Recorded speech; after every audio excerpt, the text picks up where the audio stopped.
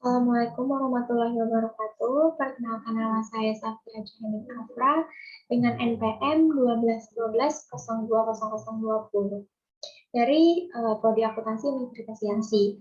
Di sini saya akan menerangkan kembali materi statistik parametrik uji ANOVA satu arah.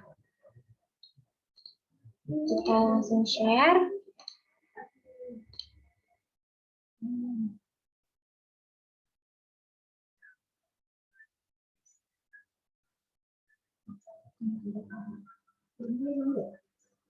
Ini merupakan contoh soal uji ANOVA one way, satu arah. Di sini ada contoh kasusnya. Mahasiswa FKYRC angkatan 2018 ingin melakukan pengujian efek dari 3 macam merek obat penurun tekanan darah terhadap 3 kelompok pasien. Sebuah penelitian dilakukan dengan mengambil sampel pasien yang dikelompokkan menjadi 3 sesuai dengan merek obat yang diminum, yaitu pasien peminum obat merek X menjadi kelompok pasien 1, obat merek Y menjadi kelompok pasien 2, dan obat merek Z menjadi pasien kelompok 3.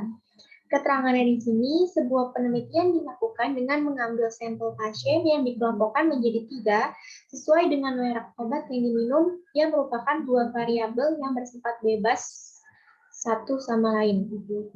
Variabel value-nya di sini, untuk kelompok pasien 1 merupakan pasien peminum obat X, kelompok pasien 2 merupakan peminum obat merek Y, dan kelompok pasien 3 merupakan peminum obat merek Z. Kita langsung aja ke SPSS-nya.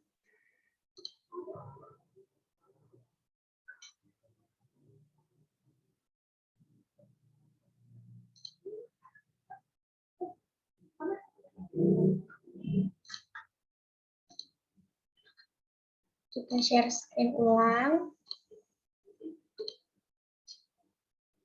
Di sini udah terlihat halaman SPSS-nya. Kita langsung buka datanya.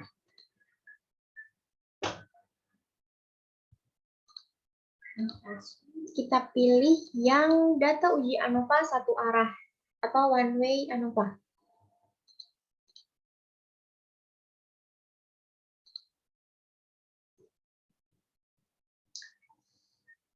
Ini saya stop share dulu. Kita ganti share screen. Di sini sudah terlihat untuk angkanya ini kan masih koma. Kita ubah dulu desimalnya jadi ke 0 semua. Sudah, kita langsung masuk ke menu Analyze. Kita pilih yang Compare Means, terus kita pilih One Way ANOVA. Di sini untuk yang tekanan darahnya, kita masukin ke Dependent List, dan untuk kelompok pasiennya kita masukin ke Factor. Kita langsung pilih post-hoc. Untuk yang post-hoc, kita pilih bone Peroni dan Tuki. Untuk significance levelnya, di sini 0,05. Continue. Kita masuk ke option. Di option ini statistiknya kita centang yang deskriptif sama yang homogeneity of variance test. Kita continue, kita oke. Saya start share dulu, share screen ulang. Di sini hasilnya, di sini bisa kita lihat untuk kelompok X atau maksud saya obat merek X atau kelompok 1 rata-ratanya itu 7, dan obat merek Y atau kelompok 2 rata-ratanya 7 juga. Dan untuk obat merek Z atau kelompok 3 rata-ratanya 7. Di sini kelompok 1 dan 2 rata-ratanya 125,00. Begitupun juga dengan kelompok 2. Mereka memiliki rata-rata yang sama. Tapi kalau kita lihat di kelompok 3 atau obat merek Z, rata-ratanya itu beda sendiri, yaitu 152,14. Di sini juga kita bisa lihat minimum, maksimumnya, terus kita bisa lihat standar deviation-nya juga. Terus kita masuk ke tes homogeneity of variance. Untuk tabel yang homogeneity ini nilai signifikannya itu 0,708. Di sini ada beberapa syarat yang harus dipatuhi untuk melanjutkan melakukan analisis, yaitu jika nilai signifikan itu lebih besar dari 0,05, maka data di atas memiliki varians yang sama. Namun jika nilai signifikannya itu lebih kecil dari 0,05, maka data di atas memiliki varians yang berbeda. Namun di sini kita lihat nilai signifikannya itu 0,78, di mana 0,708 ini lebih besar dari 0,05. Untuk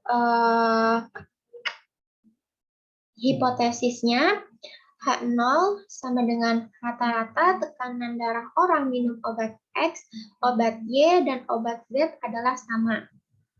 Dan untuk hipotesis yang kedua, rata-rata tekanan darah orang minum obat X, obat Y, dan obat Z adalah tidak sama. Di sini karena nilai signifikan itu lebih besar dari 0,05, maka memiliki varians yang sama. Namun jika hasil varians itu berbeda atau HA diterima, kita masih bisa melanjutkan analisis jika total sampel group size-nya itu memiliki ukuran yang proporsional atau sama. Karena di sini variasinya sudah sama, kita langsung bisa melanjutkan analisis.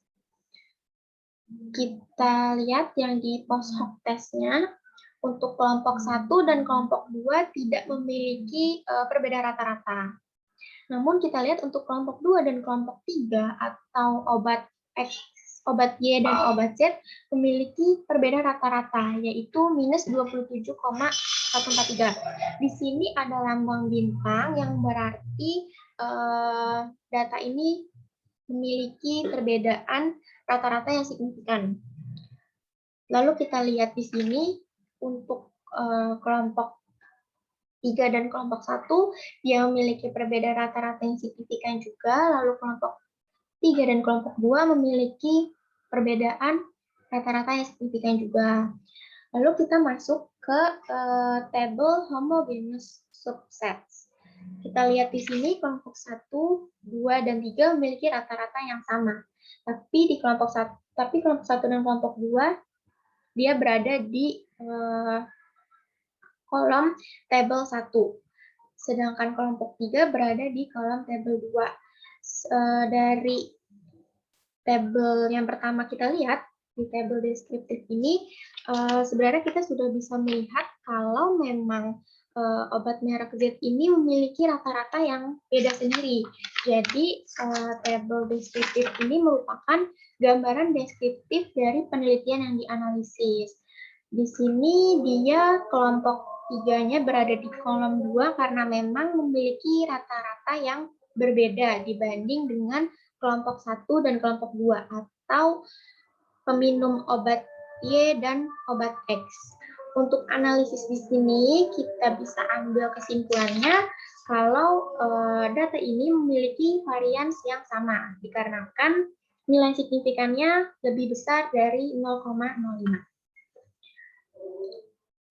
Saya rasa sekian penjelasan dari saya. Kurang lebihnya mohon maaf. Wassalamualaikum warahmatullahi wabarakatuh.